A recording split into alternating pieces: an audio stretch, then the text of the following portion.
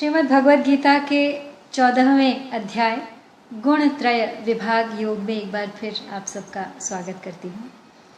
इस अध्याय से हम पढ़ चुके हैं अब तक 10 श्लोक। तो पिछले 5 श्लोकों में हमने देखा कि भगवान ने तीनों गुणों सत्वगुण, रजोगुण और तमोगुण के लक्षण बताए और किस प्रकार मनुष्य को ये गुण अपने से बांध लेते हैं या जीव अपने को किस प्रकार इन गुणों से बांध लेता है। तो एक बार उन श्लोकों का सार दोहरा लेते हैं आगे बढ़ने से पहले। अविकार सतगुण है प्रकाशक, क्योंकि निर्मल आप हैं। यह बांध लेता जीव को, सुख ज्ञान से निष्पाप है। जानो रजोगुण रागमय, उत्पन्न तृष्णा संग से।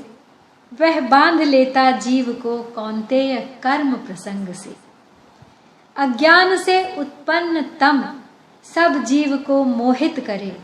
आलस्य नींद प्रमाद से, यह जीव को बंधित करे। सुख में सतोगुण, कर्म में देता रजोगुण संग है। ढक कर तमोगुण ज्ञान को देता प्रमाद प्रसंग है। रज तम दबे तब सत्व गुण, तम सत्व दबते रज बढ़े। रज सत्व दबते ही तमोगुण, देहधारी पर चढ़े। यानी 2 गुणों के दबने से तीसरा गुण बढ़ जाता है और देहधारी पर चढ़ बैठता है। तो पहले बताया गया कि 2 गुणों को दबाकर एक गुण बढ़ता है, तब उस बढ़े हुए गुण के क्या लक्षण होते हैं, इसको पहले बताने के लिए पहले बढ़े हुए सत्व गुण के लक्षणों को देखते हैं। सर्वद्वारेषु देहे अस्मिन्, प्रकाश उपजायते।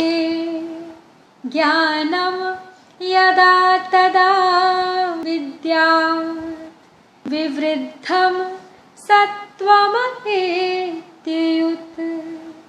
यानी जब इस मनुष्य शरीर में सब द्वारों, इंद्रियों और अंतःकरण में प्रकाश, स्वच्छता और विवेक प्रकट हो जाता है, तब यह जानना चाहिए कि सत्वगुण बढ़ा हुआ है।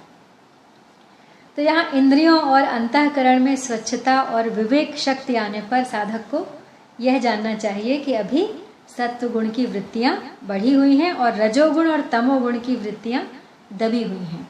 अतः साधक कभी भी अपने में यह अभिमान न करे कि मैं जानकार हो गया हूँ, मैं ज्ञानी हो गया हूँ। अर्थात वह सत्व गुण के कार्य, प्रकाश और ज्ञान को अपना गुण न माने, प्रत्युत सत्व गुण का ही कार्य व लक्षण माने। यहाँ पे कह रहे हैं कि इस बात को मनुष्य शरीर में ही ठीक तरह से समझा जा सकता है, परंतु मनुष्य भगवान के दिए विवेक को महत्व न देकर गुणों के साथ संबंध जोड़ लेता है और अपने को सात्विक, राजस या तामस मानने लगता है। तो मनुष्य को चाहिए कि अपने को ऐसा न मानकर सर्वथा निर्विकार, अपरिवर्तनशील ही जाने। तो तीनों गुणों की वृत्तियां अलग अलग बनती बिगड़ती हैं, इसका सबको अनुभव है। स्वयं परिवर्तन रहित और इन सब वृत्तियों को देखने वाला है। यदि स्वयं भी बदलने वाला होता तो इन वृत्तियों के बनने बिगड़ने को कौन देखता। तो परिवर्तन को परिवर्तन रहित ही जान सकता है। तो जब लोभ मिट जाता है तो उदारता आ जाती है। प्रकृति निष्काम पूर्वक, निष्काम भाव पूर्वक होने लगती है। भोग और संग्रह के लिए नए नए कर्मों का आरंभ नहीं होता। मन में पदार्थों, भोगों की आवश्यकता पैदा नहीं होती, प्रत्युत निर्वाह मात्र की ही दृष्टि रहती है। तो संसार से राग हट जाता है। जब सत्व गुण बढ़ता है, अशांति मिट जाती है, शांति आ जाती है। हर एक कार्य सावधानी पूर्वक होता है, सुचारू रूप से होता है। कार्यों में भूल कम होती है, कभी भूल हो भी जाती है तो उसका सुधार होता है, लापरवाही नहीं होती। सत असत, कर्तव्य अकर्तव्य का विवेक स्पष्टतया जागृत रहता है। अतः जिस समय सात्विक वृत्तियां बढ़ी हों, उस समय साधक को विशेष रूप से भजन, ध्यान आदि में लग जाना चाहिए। ऐसे समय में किए गए थोड़े से साधन से भी शीघ्र ही बहुत लाभ हो सकता है। तो अब बढ़े हुए रजोगुण के क्या लक्षण हैं, इसको आगे के श्लोक में बताते हैं। लोभः प्रवृत्तिरारम्भः कर्मणा अमशमः स्पृहा रजस्येतानि जायन्ते विवृद्धे भरतर्षभ। यानी हे भरत वंशियों में श्रेष्ठ अर्जुन, रजोगुण के बढ़ने पर लोभ प्रवृत्ति, कर्मों का आरंभ, अशांति और स्पृहा ये वृत्तियां पैदा होती हैं। यहाँ पर लोभ की निर्वाह की चीजें पास में होने पर भी उनको अधिक बढ़ाने की इच्छा का नाम है लोभ, परंतु उन चीजों के स्वाभाविक बढ़ने का नाम लोभ नहीं है। जैसे कोई खेती करता है, अनाज पैदा हो गया, व्यापार करता है, अच्छा मुनाफा हो गया, तो इस तरह पदार्थ, धन आदि के स्वाभाविक बढ़ने का नाम लोभ नहीं है, और यह बढ़ना दोष भी नहीं है। ऐसे ही कार्य मात्र में लग जाने का नाम प्रवृत्ति है, परंतु राग द्वेष रहित होकर कार्य में लग जाना दोषी नहीं है, क्योंकि ऐसी प्रवृत्ति तो गुणातीत महापुरुष में ही होती है। राग पूर्वक अर्थात सुख, आराम, धन आदि की इच्छा को लेकर क्रिया में प्रवृत्त हो जाना ही दोष है। तो संसार में धनी और बड़ा कहलाने के लिए, मान, आदर, प्रशंसा आदि पाने के लिए नए नए कर्म करना, नए नए व्यापार शुरू करना, नई नई फैक्ट्रियां खोलना, नई नई दुकानें खोलना आदि कर्मों का आरंभ है। तो प्रवृत्ति और आरंभ, इन दोनों में अंतर है। परिस्थिति के आने पर किसी कार्य में प्रवृत्ति होती है, पर किसी कार्य से निवृत्ति होती है, परंतु भोग और संग्रह के उद्देश्य से नए नए कर्मों को शुरू करना आरंभ है। तो मनुष्य जन्म प्राप्त होने पर केवल परमात्म तत्व की प्राप्ति का ही उद्देश्य रहे, भोग और संग्रह का उद्देश्य बिल्कुल न रहे। इसी दृष्टि से भक्ति योग और ज्ञान योग में सर्वारंभ परित्यागी कहा गया है पहले। अब कर्म योग के कर्मों के आरंभ तो होते हैं, पर वे सभी आरंभ कामना और संकल्प से रहित होते हैं, और वे कर्मयोग में कर्म करने का विधान है, और बिना कर्म किए तो कर्मयोगी आरूढ़ भी नहीं हो सकता। अतः आसक्ति रहित होकर प्राप्त परिस्थिति के अनुसार कर्म आरंभ किए जाएं तो वे आरंभ नहीं है, प्रत्युत प्रवृत्ति मात्र ही है, क्योंकि उनसे कर्म करने का राग मिटता है। वे आरंभ निवृत्ति देने वाले होने से दोषी नहीं है। अशम यानी अंतःकरण में अशांति, हलचल रहने का नाम है अशम। तो जैसी इच्छा करते हैं वैसी चीजें जब नहीं मिलती, तब अंतःकरण में अशांति होती है, हलचल होती है। धन, संपत्ति, यश, प्रतिष्ठा आदि नहीं मिली, कामना का त्याग करने पर यह अशांति नहीं रहती। अब स्पृहा नाम जो है वो परवाह का है। तो जैसे भूख लगने पर अन्न की, प्यास लगने पर जल की, जाड़ा लगने पर कपड़े की आवश्यकता होती, तो वास्तव में भूख, प्यास और जाड़ा इनका ज्ञान होना दोषी नहीं है, प्रत्युत अन्न जल आदि मिल जाए ऐसी इच्छा करना दोष है। तो साधक को इस इच्छा का त्याग करना चाहिए, क्योंकि कोई भी वस्तु इच्छा के अधीन नहीं है। रजस्येतानि जायन्ते विवृद्धे भरतर्षभ, यानी जब भीतर में रजोगुण बढ़ता है तब उपर्युक्त लोभ, प्रवृत्ति आदि वृत्तियां बढ़ती हैं। ऐसे समय में साधक को यह विचार करना चाहिए कि अपना जीवन निर्वाह तो हो ही रहा है, फिर अपने लिए और क्या चाहिए। ऐसा विचार करके रजोगुण की वृत्तियों को मिटा दे, उनसे उदासीन हो जाए। तो अब बढ़े हुए तमोगुण के क्या लक्षण हैं? अप्रकाशो अप्रवृत्तिश्च प्रमादो मोह एव च तमस्येतानि जायन्ते विवृद्धे कुरुनंदन। हे कुरुनंदन, तमोगुण के बढ़ने पर अप्रकाश, अप्रवृत्ति तथा प्रमाद और मोह ये वृत्तियां भी पैदा होती हैं। तो सत्वगुण की प्रकाश वृत्ति को दबाकर जब तमोगुण बढ़ जाता है तब इंद्रियां और अंतःकरण में स्वच्छता नहीं रहती। इंद्रियां और अंतःकरण में जो समझने की शक्ति है वह तमोगुण के बढ़ने पर लुप्त हो जाती है। अर्थात पहली बात तो याद रहती है और नया विवेक पैदा नहीं होता। इस वृत्ति को यहाँ अप्रकाश कहकर इसका सत्व गुण की वृत्ति प्रकाश के साथ विरोध बताया है। तो अप्रवृत्ति यानी रजोगुण की वृत्ति प्रवृत्ति को दबाकर जब तमोगुण बढ़ जाता है तब कार्य करने का मन नहीं करता, निरर्थक बैठे रहने अथवा पड़े रहने का मन करता है, आवश्यक कार्य को करने की भी रुचि नहीं होती। यह सब अप्रवृत्ति वृत्ति का काम है। प्रमाद यानी न करने लायक काम में लग जाना और करने लायक काम को न करना, तथा जिन कामों को करने से न परमार्थिक उन्नति होती है, न सांसारिक उन्नति होती है, न समाज का कोई काम होता है और जो शरीर के लिए भी आवश्यक नहीं है, ऐसे काम करना नशा, दुआ इत्यादि प्रमाद वृत्ति का नाम है। अब मोह, तमोगुण के बढ़ने पर मोह वृत्ति आ जाती है। तो जब भीतर में विवेक विरोधी भाव पैदा होने लगते हैं, क्रिया के करने और न करने में विवेक काम नहीं करता, प्रत्युत मूढ़ता छाई रहती है, जिससे पारमार्थिक और व्यावहारिक काम करने की सामर्थ्य नहीं रहती।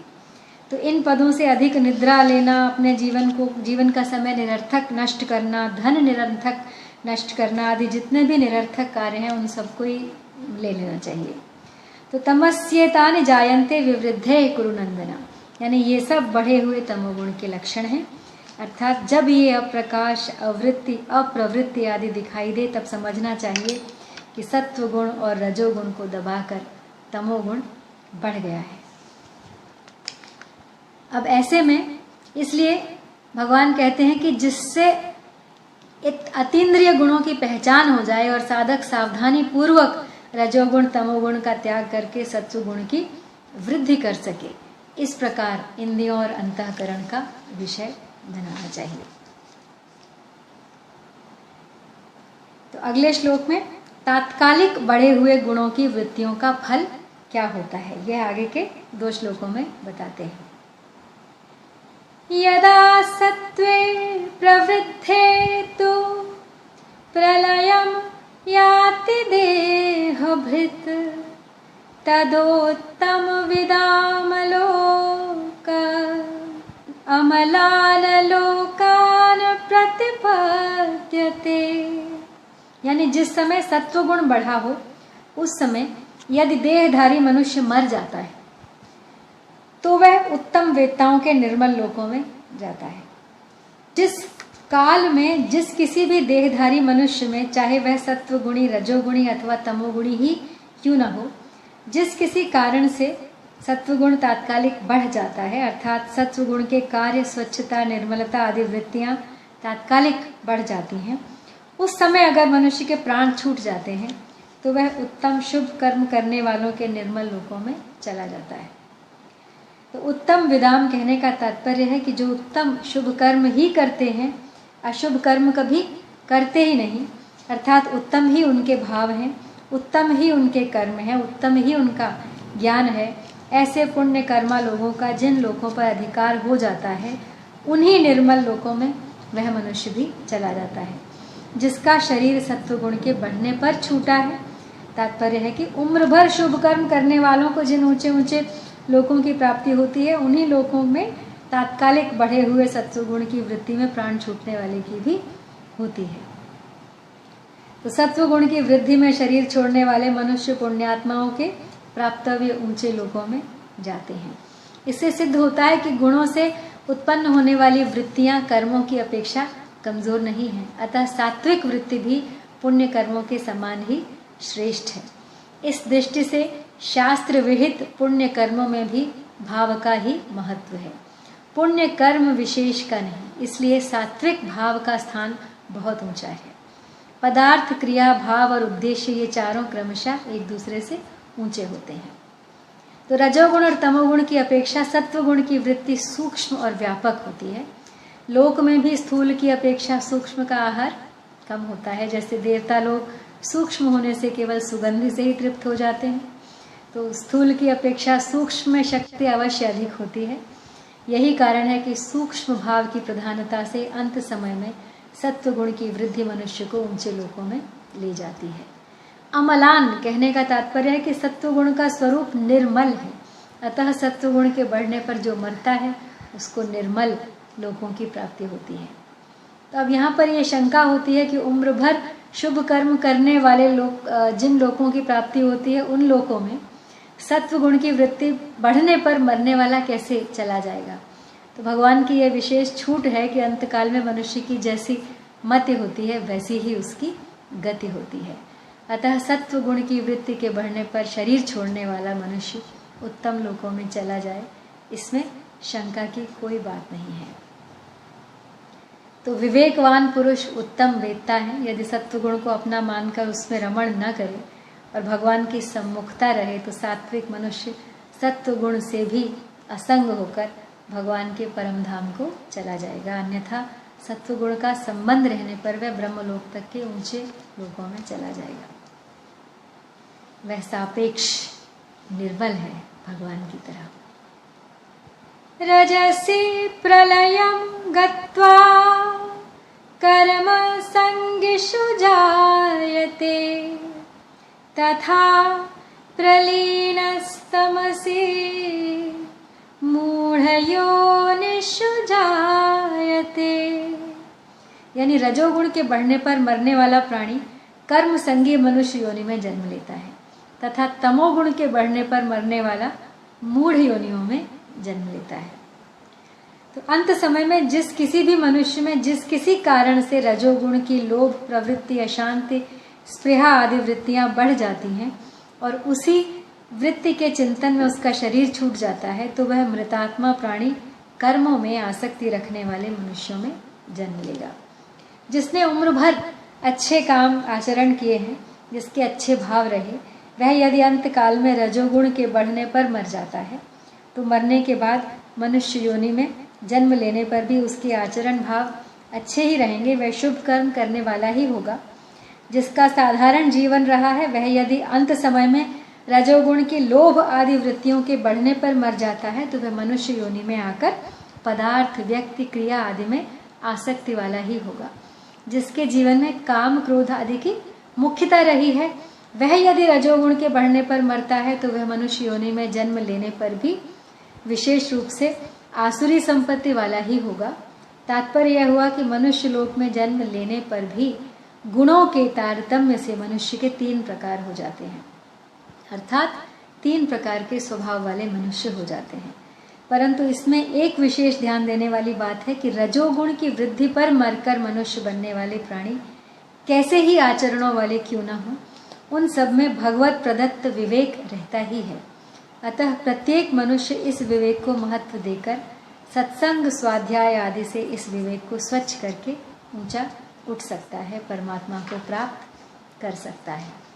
तो अंत काल में जिस किसी भी मनुष्य में जिस किसी कारण से तात्कालिक तमोगुण बढ़ जाता है, अर्थात तमोगुण की प्रमाद, मोह, अप्रकाश आदि वृत्तियां बढ़ जाती हैं और उन वृत्तियों का चिंतन करते हुए ही वह मरता है तो वह मनुष्य पशु, पक्षी, कीट, पतंग, वृक्ष, लता आदि मूढ़ योनियों में जन्म लेता है। इन मूढ़ योनियों में मूढ़ता तो सब में रहती है पर वह न्यूनाधिक रूप से रहती है। जैसे वृक्ष, लता आदि योनियों में जितनी अधिक मूढ़ता होती है उतनी मूढ़ता पशु, पक्षी आदि योनियों में नहीं होती। तो अच्छे काम करने वाला मनुष्य यदि अंत समय में तमोगुण की तात्कालिक वृत्ति के बढ़ने पर मरकर मूढ़ योनियों में भी चला जाए तो वहाँ भी उसके गुण आचरण अच्छे ही होंगे, उसका स्वभाव अच्छे काम करने का ही होगा। जैसे भरत मुनि का अंत समय में तमोगुण की वृत्ति में अर्थात हरिण के चिंतन में शरीर छूटा तो वे मूढ़ योनि वाले हरिण बन गए, परंतु उनका मनुष्य जन्म में किया हुआ त्याग तप हिरण के जन्म में भी वैसा ही बना रहा। वे हिरण योनि में भी अपनी माता के साथ नहीं रहे, हरे पत्ते न खाकर सूखे पत्ते ही खाते रहे। ऐसी सावधानी मनुष्यों में भी बहुत कम होती है जो कि भरत मुनि की हिरण के जन्म में थी। तो रजोगुण में राग अंश ही बांधने वाला है, जन्म मरण देने वाला है, क्रिया अंश नहीं। राग होने के कारण ही क्रिया रूप से तो रजोगुण तो गुणातीत में भी होता है, पदार्थ, क्रिया अथवा व्यक्ति किसी में भी राग हो जाएगा तो वह कर्म संगी मनुष्य योनि में जन्म लेगा। मनुष्य स्वाभाविक कर्म संगी है क्योंकि कर्म करने का अधिकार मनुष्य योनि में ही है। तो अंतकाल में गुणों के तात्कालिक बढ़ने पर मरने वाले मनुष्यों की ऐसी गतियां क्यों होती हैं? अब इसको आगे के श्लोक में बताते हैं। कर्मणः सुकृत स्याहु सात्विकं निर्मलं फलं रजस्तु फलं दुःखं ज्ञानं तमसः दुःखम् अज्ञानम तमसः फलम। यानी शुभ कर्म का तो सात्विक निर्मल फल कहा गया है, राजस कर्म का फल दुख कहा गया है और तामस कर्म का फल अज्ञान और मूढ़ता कहा गया है। तो वास्तव में कर्म न सात्विक होते हैं, न राजस होते हैं, न तामस होते हैं। सभी कर्म क्रिया मात्र ही होते हैं। वास्तव में उन कर्मों को करने वाला कर्ता ही सात्विक, राजस और तामस होता है। सात्विक कर्ता के द्वारा किया हुआ कर्म सात्विक, राजस कर्ता के द्वारा किया हुआ कर्म और राजस और तामस कर्ता के द्वारा किया हुआ कर्म तामस कहलाता है। तो यहाँ परिशिष्ट भाव यही है कि रजोगुण का स्वरूप राग है और उस राग के कारण दुख होता है। संसार के सभी दुख और पाप राग के कारण ही होते हैं, राग के कारण ही काम पैदा होता है। तो तमोगुण ज्ञान, प्रकाश, विवेक नहीं होने देता क्योंकि तमोगुण अज्ञान को उत्पन्न करने वाला है और अज्ञान से ही उत्पन्न होने वाला है। तो जन्म के होने में अंतकालीन चिंतन ही मुख्य होता है और अंतकालीन चिंतन के मूल में गुणों का बढ़ना होता है तथा गुणों का बढ़ना कर्मों के अनुसार होता है। तात्पर्य है कि मनुष्य का जैसा भाव गुण होगा वैसा ही वह कर्म करेगा और जैसा कर्म करेगा वैसा भाव दृढ़ होगा तथा उस भाव के अनुसार अंतिम चिंतन होगा। अतः आगे जन्म होने में अंतकालीन चिंतन ही मुख्य रहा। चिंतन के मूल में भाव और भाव के मूल में कर्म रहता है। तो इस दृष्टि से गति के होने में अंतिम चिंतन, भाव, गुण और कर्म ये तीनों ही कारण है। तो आज यहीं पे समाप्त करती हूँ। जय श्री कृष्ण।